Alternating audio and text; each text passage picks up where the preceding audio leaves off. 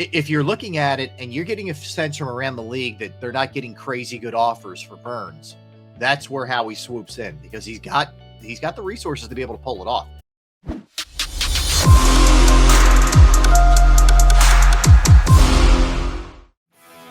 Happy Football Friday, ladies and gentlemen. Welcome back to Good Morning NFC East, and we got Rob Ellis in the house. Rob, I picked a good Friday to get here because we love talking. It's always a good Friday to talk to you, Jeff. You know that, man. If this is a really good Friday, I'm driving home from the Sixers game, right? Yeah. It was traffic last night. I get the text. Christian McCaffrey got traded. I'm like, to where? Well, 49ers. And I actually had one of my people tell me, well, the Rams were interested. You know that, right? I'm like, who are the Rams giving up for this guy? And then how do they keep doing it? I don't know. I'm with you. How do they keep paying these guys? Because he's making a ton too. Yeah, it's the Sam Hinkie effect, I guess. Yes. You know, a 2027 first round pick. Well, we'll give it for him. Yeah, you guys aren't going to be good for a while. Christian. The Panthers right now. I love the haul they got for him, but they feel like the team, and I feel like that team because I have a team right now that's 0-6 in fantasy football, and everybody just wants your players are not giving up top value for them. Look, I actually like it for both sides. If you're the Panthers, you get out from under big time salary, what he's due the rest of the way for a running back who, you know, you shouldn't pay running backs that kind of money, period, in the NFL anymore. I'm convinced of that. There's very few that are even worthy of even the thought. I'm not killing them for when they did it because he was an unbelievable dual threat. He's not the same guy anymore, Jeff. But I think it's a good move for San Francisco because here's the thing. Here's what really comes down to, like, they're going to need, and I'm not anti Jimmy G at all, but how well is he going to play in the playoffs? You have a really good defense. Now you have a running attack to go with Debo, to go with Kittle. Like, it's pretty much all there. But when you get to like championship game / potentially Super Bowl, can he outduel whomever he's going to be taking on? Whether that's, if it's a Super Bowl, is it Josh Allen? Is it Mahomes? Whatever. In the NFC, coin toss whether Green Bay gets their act together, but Hurts or somebody like that. That's really what it comes down to. But if I'm Carolina, man, this is just where I'm scratching the surface here. Everybody's going. DJ Moore's going. I heard you talk about Brian Burns earlier. Everybody. I'm in tank mode. I'm going to lose every game. I'm going to get CJ Stroud or somebody like that. And I'm just going to keep stockpiling for years. I think it's a nice move actually for both. It makes sense for San Fran, who's trying to win now, and Carolina's in full blown trust the process mode. So Jake Glazer, I think he was just on my buddy's show, T-Bone, down in Charlotte, because they're obviously talking about the McCaffrey trade. Sure. And they transcribed a little bit of what he said. The Panthers are actually interested in Sean Payton as their head coach. Now, he's not going there, but they called. And they were asking Payton for advice. And Payton pretty much said, don't be married to someone else's talent. So Christian McCaffrey, Brian Burns, so they're all in on this rebuild. And I don't blame them one bit, just like you said. So, like I said, if I'm the Eagles, I'm at least calling them to see what they want for Brian Burns. Yeah, and one of Howie's greatest strengths is he smells blood in the water. Now, not that they're operating from a situation of desperation, like they need to get in the playoffs, they need to make a trade. No, they're not doing that. But if you're looking at it and you're getting a sense from around the league that they're not getting crazy good offers for Burns, that's where Howie swoops in, because he's got the resources to be able to pull it off. We know he's aggressive. Nothing's out of the question. Like, I hear people say, Howie's not going to do anything. Based on what? Howie almost always does something, especially now when he feels like this team can win a Super Bowl. So do I think it's likely? Probably not, because I think Carolina's going to want a haul. But do I think it's out of the question? It's not out of the question with Howie Roseman. It feels like 2017 in a sense. Like, you kind of feel like he's going to do something. He's going to do an unexpected move. Like, say, get a Jay Ajayi type player, get a backup running back for Miles Sanders. It's going to be something that significantly makes the team better, and you give up a premium to do it. Yeah, and I think where it probably makes sense, and I couldn't give you a name off the top of my head, but some team that's got a pretty decent, not great pass rusher that's probably going nowhere. That's the guy you get as depth behind Josh Sweat and BG, because that is a position of need for sure. You're right. Running back absolutely could happen again. I mean, they did a lot of like mixing of Kenny Gainwell and Scott on that in the Dallas game on some of those drives. So I think they feel good about those guys, but you can never have enough depth there. And you're just one injury away. I don't know that they don't maybe look at another tackle too, which I know sounds crazy, but I think everything's in play for the Eagles right now, as it should be. Yeah, and which makes a lot of sense for a football team like that. This is what I'm curious with how this all plays out for the Eagles. Mm-hmm. How good are the 49ers? Are they the biggest threat now? Oh, yeah. Yeah, they are. I mean, they are right now. There's two things, Jeff, and I think we talked about it the last time. Right now, Brady and Rodgers feel disengaged to me. Now, I don't know if that changes as the seasons go on. And in Rodgers' case, the younger guys start playing better and his defense starts playing better. That's the most under-talked about part of Green Bay, is how their defense has let them down too. But if that starts to come around, then he starts to get back into it. They can get rolling. I still think Green Bay can get rolling. Man, Tampa's been so weird all year. I don't know. I mean, they need to get fully healthy, and they need to have one of those games, Jeff, where they go off. Like Brady needs to have a go off kind of game, but they're sort of just limping around right now. So I would, if I'm giving you a pecking order right now, it's definitely San Fran as the biggest threat to the Eagles. I would say don't discount Green Bay and Tampa quite yet. Don't write them off. The Giants, I think they will end up being a 9-8 team and being in any discussion for a playoff, but I just don't know how long you keep going here with one real threat on offense and a real good defensive line. And by the way, Saquon, give him props. That shoulder's killing him. So I don't know how long that keeps up with New York. Again, they've done an unbelievable job so far. Yeah, I had my buddy Kevin Boiler on Wednesday, and he's pretty plugged into the Giants. He says they're still considering selling guys. Like, they don't want Kadarius Toney. They don't want a lot of these players, and they're not going to let the 5-1 start ultimately ruin the long-term plan, which I think is smart for them. Yeah, it is smart. And that's why, if I'm them, I'm getting rid of both of those. Nobody's taking Galladay off your hands, but I am getting rid of Toney if I can possibly. The other thing is, like, he's done a nice job managing things, and that's not a knock, but I would not, Daniel Jones is not long for this. I still think they're going to try and go after a quarterback in the offseason. Here's the thing, though. They probably killed their chance of getting a top 10 pick. The Eagles, right now, the Eagles have a top 5 pick. And Tone and I were talking about this earlier. What do you do with that pick right now? Like, who do you try to get? A pass rusher or a cornerback? I really don't know. I haven't gone. You don't really look at the draft if the football team you're primarily focusing on is 6-0. I know. I mean, it's you look at, are they moving on from Fletcher? Are they moving on from Javon? Do they feel good enough about Jordan Davis to be an every down defensive tackle? Do they feel good about Milton Williams? They could very well go defensive line again. You know how much Howie values that. BG's not young. Maybe they go a defensive end. There's a lot of different ways they could take this. Does Miles Sanders walk? Do you have to address running back at some point? Not in the first round, but second or third round. Is that an option? There's some things you need to look at here. If Andre Dillard walks, Lane's not getting any younger. Do you have to look at an offensive tackle? I mean, these are just some things. They're sort of look aheads a little bit in some ways, which is good. You don't have super pressing needs, but I think there are areas you might look at for sure. And in some way, a return guy.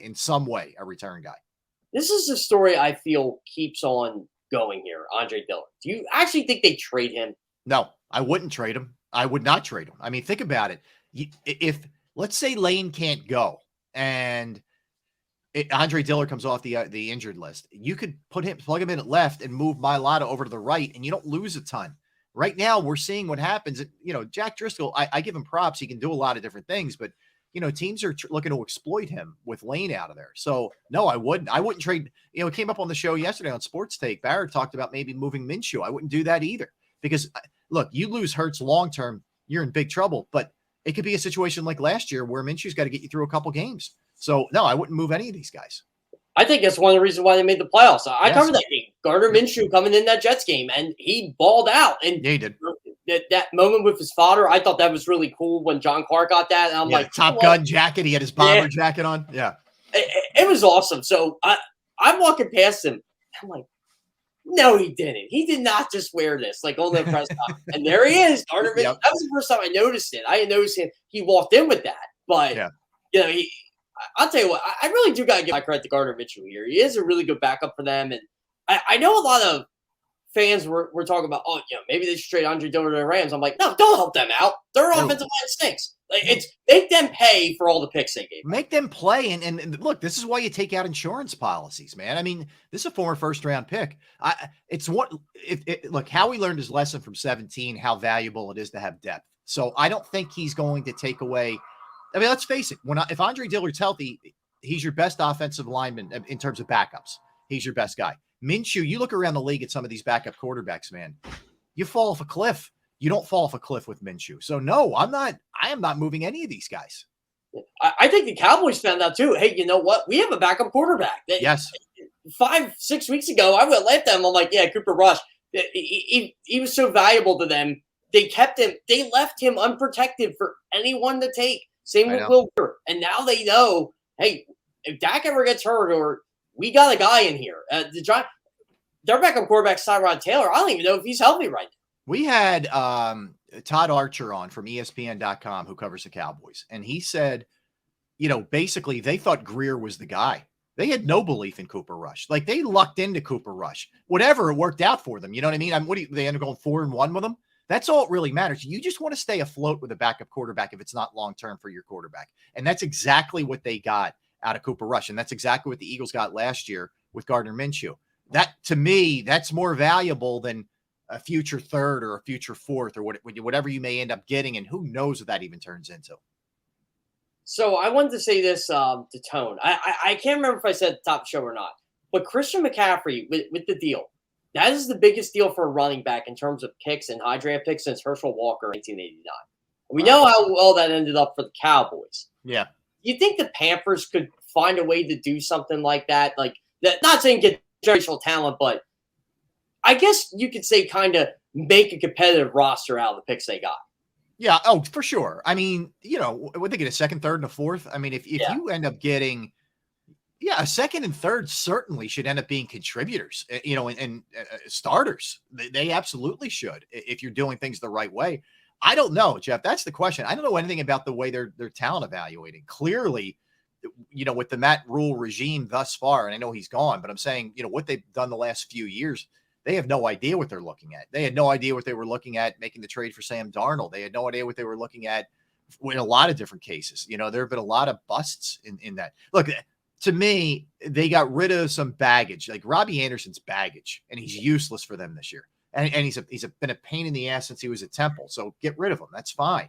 Make that move. McCaffrey just got out from under a lot of money for a running back who's still really effective, but he's not a bell cow anymore. I think Shanahan's going to use him perfectly, by the way. Like, he's a killer dual threat, and Shanahan will utilize that. It won't take him long. You watch, man. I wouldn't be shocked if he suited up this week and just gives them a little bit in certain packages. But he'll help them. But he wasn't helping Carolina at this point, So they should be. This should just be an absolute fire sale for them. And it's a smart way to go because, you could fix this thing very quickly in the NFL with a couple of good moves.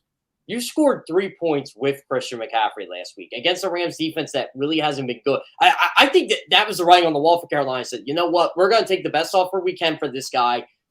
He wanted to go back to San Francisco, and you're right. He is going to be in red zone packages this weekend. They 49ers basically said it without saying it. Like, yeah, we're going to use him. We're going to use him any way we can. But I wanted to get into the Thursday night game last night.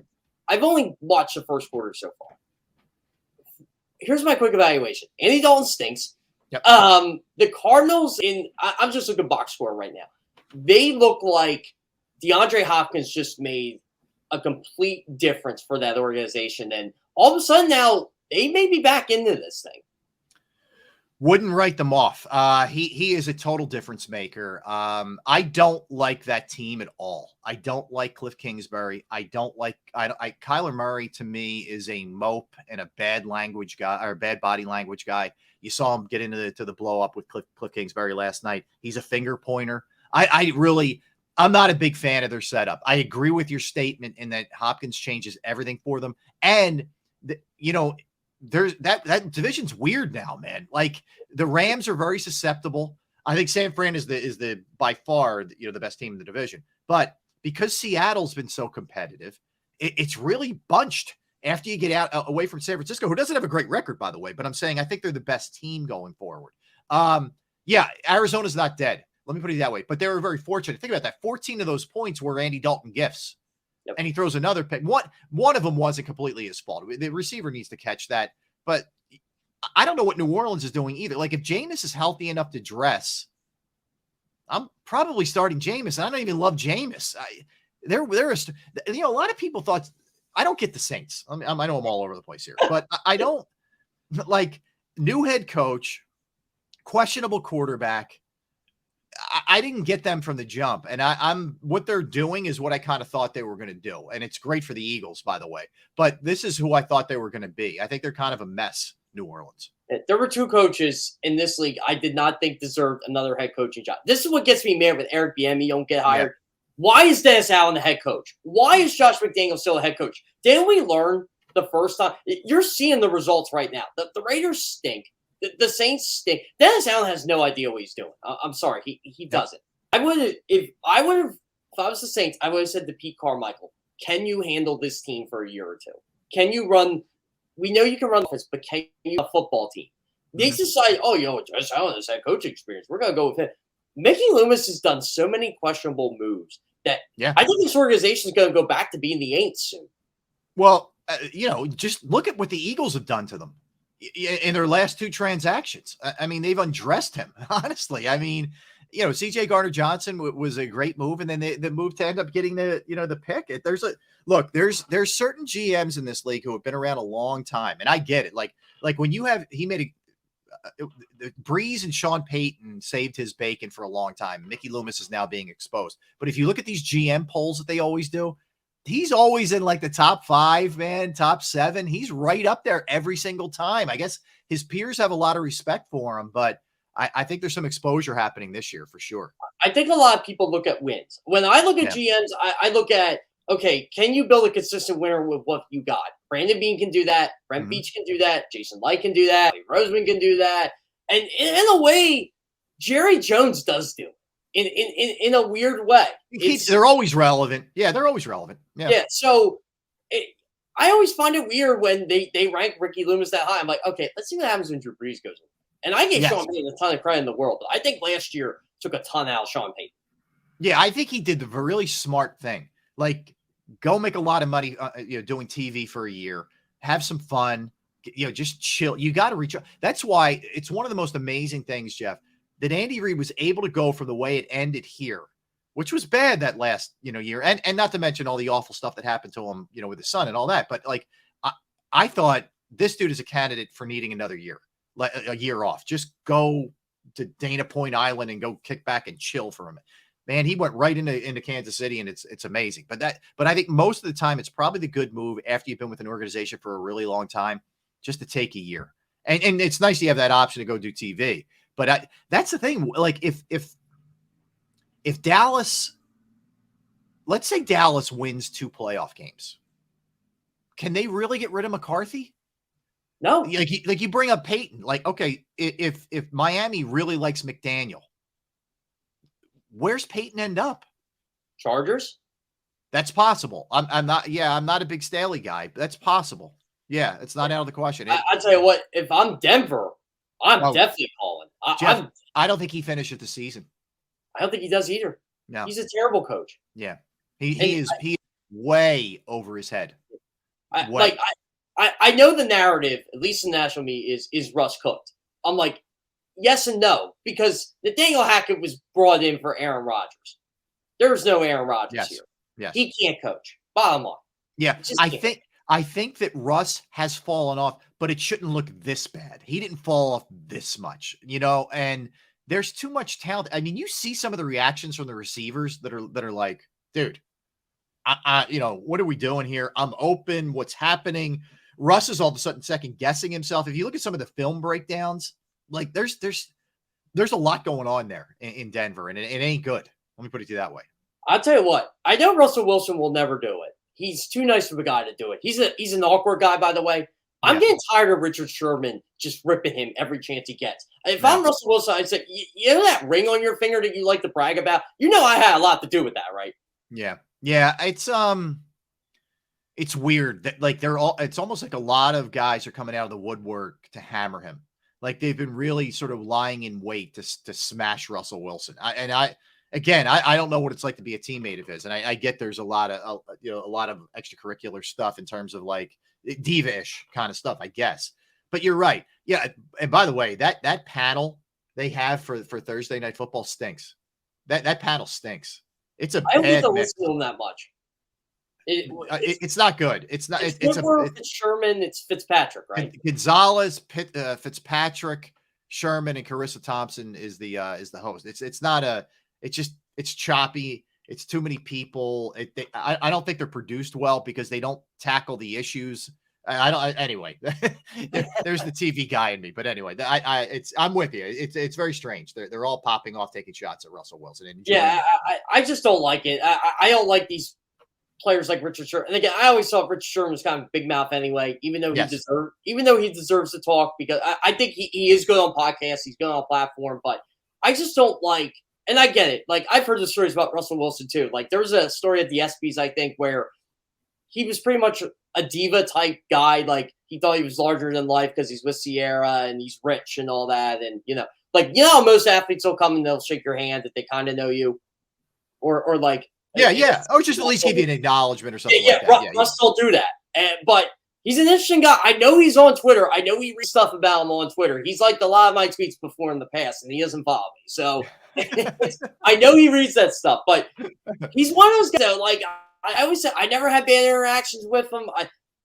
But I was never a teammate of him.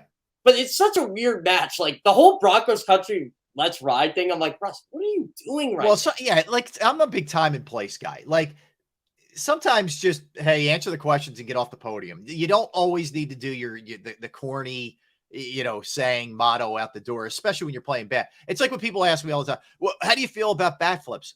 I love it. Time and place. You're down 15-1. Don't bat flip. Just know when Rhys Hoskins hits that home run against the Braves, you want to spike the bat, spike that damn bat, man. But if the Phillies were down 12-2 in the ninth inning, you hit a solo shot, probably not bat flipping. You know what I mean? It's time and place. It's the same like celebrating a pick six or something. Yeah, do you celebrate a pick six when you're down 20? Absolutely not. Or if you've been getting cooked all night, if you finally get a pick or break up a pass, are you finger wagging? I don't think so. You just gave up 300 yards earlier in the game. Maybe not a finger wag at this point. That was the whole Jalen Mills thing. I used to love how he did. He was at least consistent with it. Yeah, he was consistent. He always think. I'll give Jalen Mills a lot of credit in New England. He's actually pretty good for them. He's carved out a nice career for a guy who probably shouldn't have made it in the NFL. That's what I really respect most about him. And I think he also enjoys the ride. Like, I think he's one of those guys who's smelling the roses as he goes along and having fun. He's a fun guy, Jalen. There are some stories in New England, like they want him to change his hair color because he's Green Goblin. He's never doing that. I want a Super Bowl with that team. No, I'm not. That's my reminder. I want a Super Bowl. And he goes, oh, by the way, I beat the Patriots to do that. So I think that's pretty cool. He just kind of reminds them every day, oh, look what I did against you guys. Right. I give him props. If it ain't broke, he's not fixing it. Put it that way. What did you think of the whole Tom Brady situation? I think all of it is, I think at the heart of it, at the root of all of it, I think he has buyer's remorse for coming back this year. I think he pushed it a little too far in the odometer, and he knows it. And now it's too late to back out. Like, he's not going to, I think some people say Brady's just going to walk away. He's not walking away. He'll finish the year. But I think without question, I know what he said yesterday. Nobody's thinking about retirement, whatever the quote was. He's going to hang it up after this year. And I think he regrets not hanging it up after last year. I think he had a plan in place. I think he had a moment of sort of like weakness or panic, whatever you want to call it. And he went back, and it just set a domino effect into his personal life that I think he's in the middle of like the rubble trying to dig out of it. And I think he really regrets doing it for the first time. He maybe isn't fully in mentally in his career. And that guy's been a million miles an hour his whole career. Yeah. Do you blame Giselle though for being upset? Like, if I was her, I'd go back. Like, wait a minute, Tom. I thought you quit. Like, you have this TV money here. I know you want to keep playing, but you did quit. You told him you were done. I could see where the tension is between. I don't blame. I mean, she's got to be saying to herself, like, dude, it's been 23 years. I wasn't asking to step away after 7 years, 8 years, where you still had a ton of, and it's not that he can't play anymore. He's still a very talented quarterback, but it's like, when's enough? Now you get the flip side of that is he's the ultimate competitor. He wants to keep winning rings, and you love that, admire that about him. And, some guys view it as I'm playing until they rip the uniform off me.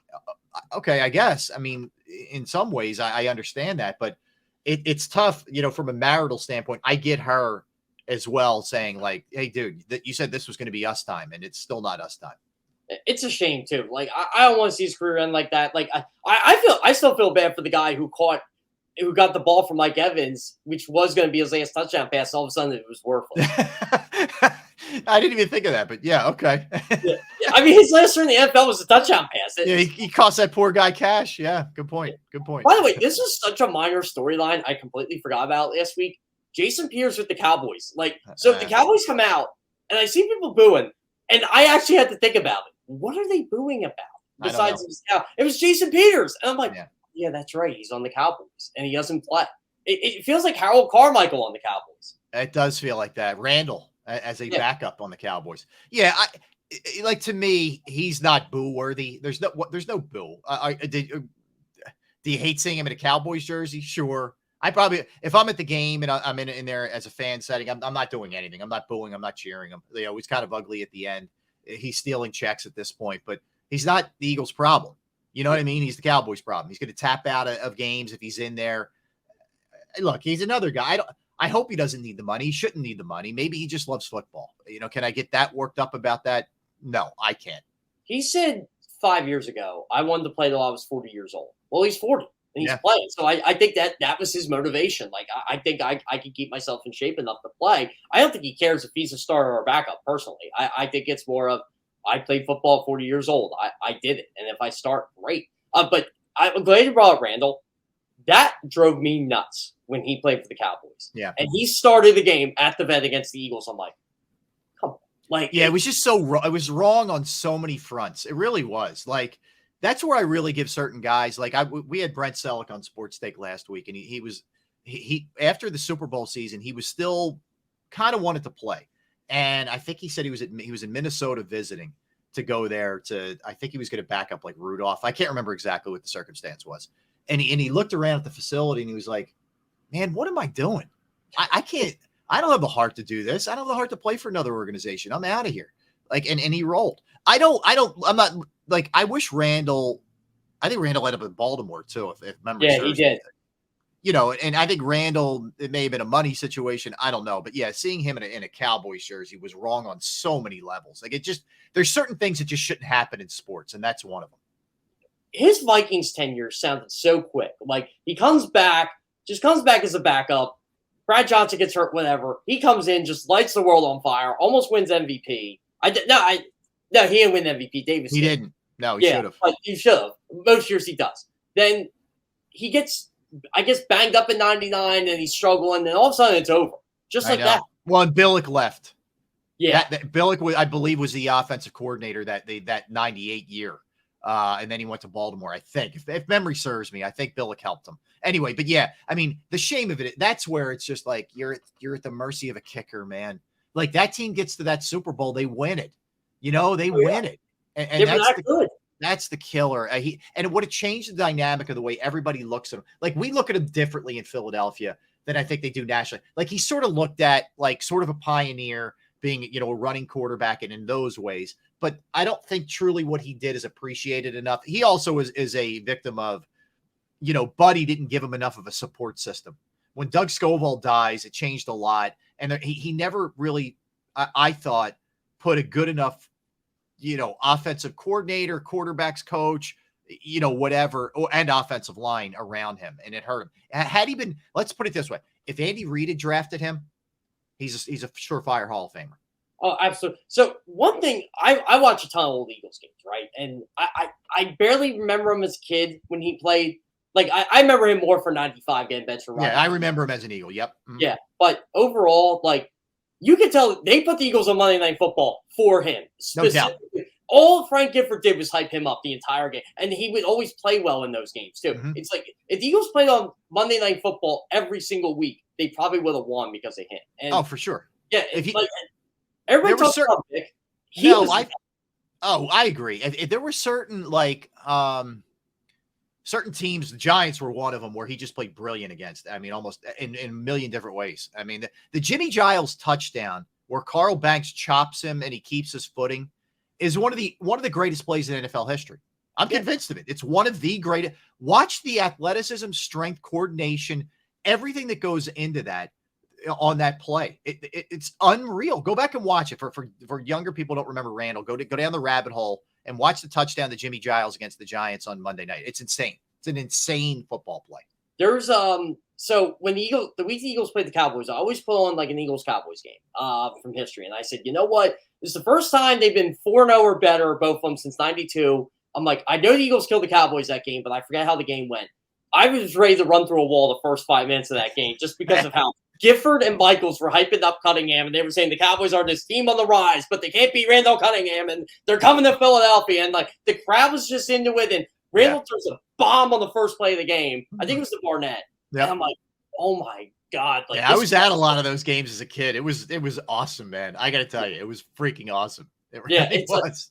It really, and they beat them like 31-7, and you never would have guessed that Dallas team was going to win the Super Bowl that year at that point. No, to their credit, I mean, and actually, if memory serves me, Herschel Walker had a couple big games against the Cowboys as an Eagle that year. But yeah, they got it together. You could see Dallas was nasty. I mean, the Eagles were good, but you just kind of knew, like this is a problem because they're young and they're well coached, and thank God.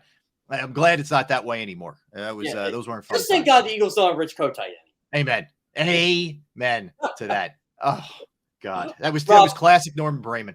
Yeah. I don't know how Eagles fans grew up with that. It was the worst. Anyway, Rob, I appreciate you coming on again. Love having you on this show, especially on Football Friday. We had a lot of topics today. I have to just go through the NFC. Jeff, whatever. I'm here, man. Whatever you want to fire away, I got an answer for. At least I'll fake it if I don't. So Well, I'll be at the Phillies game today. Can you make a prediction for me? Phillies win. I think it's going to be. Here's the beauty. The Phillies have they can go back to Game 2 in Atlanta, which was a pretty brutal loss, very similar to Game 2 in San Diego. They have that to lean on. I think it's going to help them. I think what we saw last weekend with the crowds, which were insane, is going to be 10 times 10 in an NLCS. I think they win. I think the key to this whole thing is Suarez getting them to around the 5th. If Suarez gets them to around the 5th and he's not getting beat up, I think the offense will do it. I mean, Harper's hot right now. Hoskins, maybe that home run gets him going, that late home run in Game 2. I think that could be a key, a sort of under the radar key. But you need a little bit more from Segura and Real Muto at the plate. If you get that, they're going to be fine. But I think Suarez is the key. I think the Phillies win. It's loud tonight. I'm making sure I'm getting there early. Well, you got a Temple game and you got Smashing Pumpkins at the Wells Fargo Center. Oh, jeez. Yeah. You better leave right now, Jeff, as soon as you wrap up the show. Right after the show ends. Exactly. 8 a.m. Get going, man. Just call CBS, tell them, hey, guess what, guys? I'm not working there. Nope. I'm out. I'm going to the Phillies game. Priorities. Yeah, exactly. Once again, Rob, I appreciate you having you on. Sports Take at noon. Make sure you guys tune into that. They always have good guests on. Got Larry Anderson on today. That'll be fun talking LA. LA's the best. He's the best. Yeah. All right. Thanks, Rob. I appreciate it. All right, Jeff. You got it, brother.